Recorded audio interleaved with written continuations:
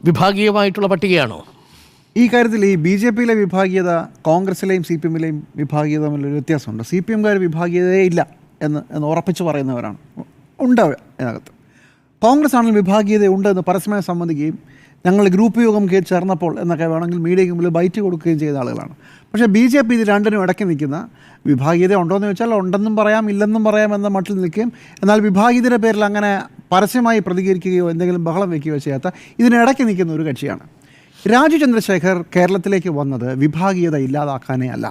അതാണ് എൻ്റെ ആദ്യത്തെ അഭിപ്രായം. രാജീവ് ചന്ദ്രശേഖർ ഇവിടെ വന്നിരിക്കുന്നത് ഈ പാർട്ടിക്ക് വരാൻ പോകുന്ന തെരഞ്ഞെടുപ്പിൽ വിജയമുണ്ടാക്കി കൊടുക്കാനാണ്. തൃശ്ശൂർ സുരേഷ് ഗോപി ജയിച്ചതും രാജഗോപാൽ തിരുവനന്തപുരത്ത് നിയമസഭയിലേക്ക് ജയിച്ചതിനുമൊക്കെ അതൊരു ബി ജെ പിയുടെ വിജയമായി അവർ പോലും കണക്കാക്കുന്നില്ല. മറ്റു പല സാഹചര്യങ്ങളിലെയും പശ്ചാത്തലത്തിലാണ് ബി ജെ പി ആയി ഈ കേരളത്തിൽ വളരെ വലിയ RSSന് വേരുകളുള്ള ഒരു സംസ്ഥാനമായിട്ടും ബി ജെ പി ആയി നിന്ന് അവരുടെ കരുത്ത് തെളിയിക്കാൻ ഇതുവരെ പറ്റിയിട്ടില്ല. തദ്ദേശ തെരഞ്ഞെടുപ്പുകൾ ഈ കുറച്ച് കാലമായിട്ട് കുറച്ച് കാണുന്നുണ്ടെങ്കിലും ഇനി വരും തദ്ദേശ തെരഞ്ഞെടുപ്പിൽ തിരുവനന്തപുരം അടക്കമുള്ള നഗരസഭകൾ പിടിക്കണം, മുനിസിപ്പാലിറ്റികൾ പിടിക്കണം, കാര്യമായി ജില്ലാ പഞ്ചായത്തുകൾ, താഴെത്തട്ടുള്ള ഗ്രാമപഞ്ചായത്തുകളൊക്കെ വളരെ വലിയ പെർഫോമൻസ് കാണിക്കണം. ഇതുകൂടാതെ നിയമസഭയിൽ 5 മുതൽ 10 സീറ്റ് വരെയെങ്കിലും അവർ പ്രതീക്ഷിക്കുന്നുണ്ട്. അതിനുള്ള കളം ഒരുങ്ങിയിട്ട് കുറേ കാലമായെന്നും പറയുന്നു. രാജീവ് ചന്ദ്രശേഖറിൻ്റെ മിഷൻ അതാണ്. പക്ഷേ അദ്ദേഹം പുറത്തു നിന്ന് നൂലിൽ കെട്ടിയിറങ്ങിയൊരു പ്രസിഡൻ്റാണ്. അതാണ് അദ്ദേഹത്തിന് ഏറ്റവും വലിയ ഡ്രോബാക്ക്.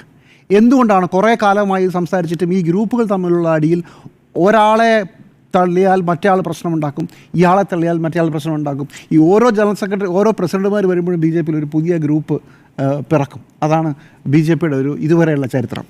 ചില ഗ്രൂപ്പുകൾ പിന്നെ ആ പ്രസിഡന്റ് പോയി കഴിയുമ്പോൾ അങ്ങ് ഫെയ്ഡ് ഓഫ് ആവും. ഇപ്പോഴും പക്ഷേ പി.കെ. കൃഷ്ണദാസും വി മുരളീധരൻ്റെയും ഗ്രൂപ്പുകൾ വളരെ ശക്തമാണ്. സുരേന്ദ്രൻ സ്വന്തമായി ഒരു ഗ്രൂപ്പ് ഉണ്ടായെന്ന് പറയുന്നു, പിന്നെ അത് ഒന്നിച്ചെന്ന് പറയുന്നു, പിന്നെ അത് വീടിച്ചെന്ന് പറയുന്നു. എന്തായാലും ഈ 2 പ്രബലമായ ഗ്രൂപ്പുകളുണ്ട്. എല്ലാ കാലത്തും പ്രസിഡന്റുമാർക്ക് ഗ്രൂപ്പുകളും ഉണ്ടായിട്ടുണ്ട്.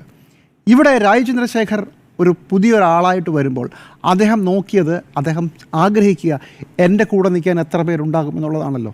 മലയാളം പോലും ഇതുവരെ അദ്ദേഹം നേരെ പറഞ്ഞു തുടങ്ങിയിട്ടില്ല. അങ്ങനെ ഒരു മനുഷ്യൻ്റെ കൂടെ ആരൊക്കെ നിൽക്കും എന്ന സ്വാഭാവികമായ ഒരു ചിന്തയാണ് രാജീവ് ചന്ദ്രശേഖറിൻ്റെ മനസ്സിലൂടെ പോയിട്ടുള്ളത്. അങ്ങനെ ആളുകളെ ചൂസ് ചെയ്യുകയാണ് അദ്ദേഹം ചെയ്തത്. ഇവിടെ ഉണ്ടായിരിക്കുന്നത് ടീം രാജീവ് ചന്ദ്രശേഖറാണ്, അത് ഗ്രൂപ്പ് രാജീവ് ചന്ദ്രശേഖർ ആയിട്ടില്ല. ആ ടീമിലേക്ക് പോകാൻ ആരൊക്കെ എൻ്റെ കൂടെ നിൽക്കും, ആരൊക്കെ എനിക്കിട്ട് പാര വയ്ക്കും എന്ന ഒരു സ്വാഭാവികമായ ഒരു മനുഷ്യൻ്റെ, ഒരു രാഷ്ട്രീയ നേതാവിൻ്റെ, അതിനേക്കാൾ മുകളിൽ ഒരു കോർപ്പറേറ്റ് നേതാവിൻ്റെ ബുദ്ധിയാണ് ഇവിടെ പ്രവർത്തിച്ചിട്ടുണ്ടാവുക. നോക്കൂ, രാജീവ് ചന്ദ്രശേഖർ കേരളത്തിലേക്ക് വരുന്നതിന് മുമ്പ് തന്നെ രാജീവ് ചന്ദ്രശേഖറിനെതിരെ അയാൾ വരാൻ സാധ്യതയുണ്ടെന്ന് അറിഞ്ഞപ്പോൾ തന്നെ വി മുരളീധരനും പക്ഷവും മറ്റും പണി തുടങ്ങിയതാണ്.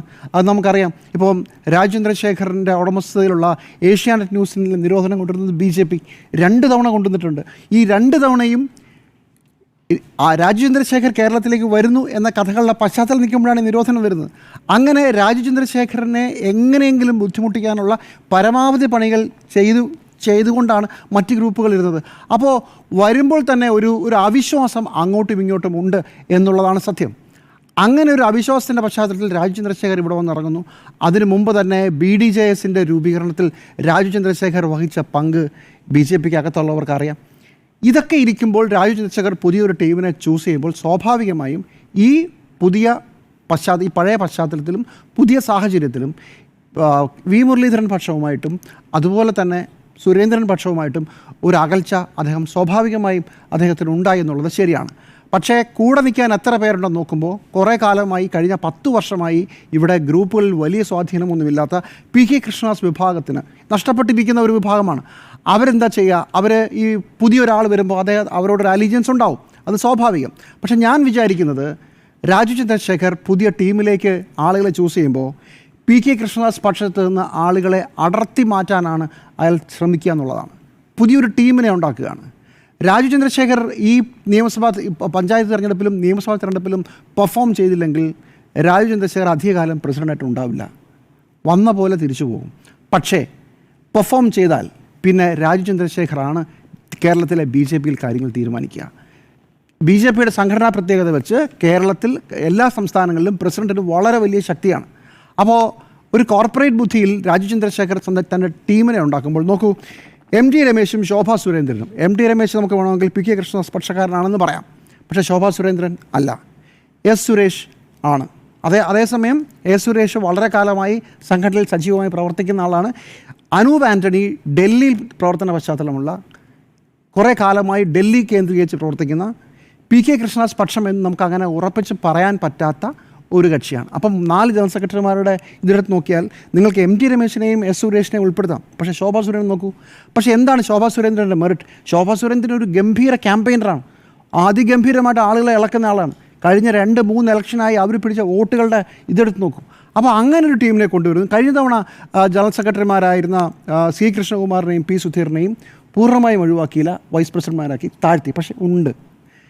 ആ പക്ഷത്ത് നിന്ന് തിരുവനന്തപുരത്ത് നിന്ന് വി വി രാജേഷിനെതിരെ വളരെ വലിയ ആക്ഷേപം ഉണ്ടായി. രാജീവ് ചന്ദ്രശേഖറിൻ്റെ തെരഞ്ഞെടുപ്പ് ഫണ്ട് മോഷ്ടിച്ചെന്നൊക്കെ പറഞ്ഞിട്ട് പോസ്റ്റർ ക്യാമ്പയിനൊക്കെ തിരുവനന്തപുരത്തുണ്ടായത് രാജീവ് ചന്ദ്രശേഖർ പ്രസിഡൻ്റായതിൻ്റെ തൊട്ടടുത്ത ദിവസമാണ്. പക്ഷേ അയാൾ സെക്രട്ടറി പദവിയിലുണ്ട്. അങ്ങനെ തൻ്റെ കൂടെ നിൽക്കാൻ, തൻ്റെ കാല് വാരില്ല എന്നുറപ്പുള്ള എല്ലാവരെയും ചേർത്ത് ഒരു പുതിയ ടീം ഉണ്ടാക്കാനാണ് രാജീവ് ചന്ദ്രശേഖർ ശ്രമിച്ചിരിക്കുന്നത്. ഈ ഫോർമുല വിജയിച്ചാൽ രാജീവ് ചന്ദ്രശേഖറിന് വളരെ വലിയ കാര്യങ്ങൾ ചെയ്യാൻ പറ്റും.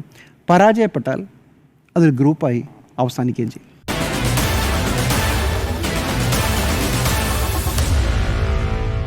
Meet the editors.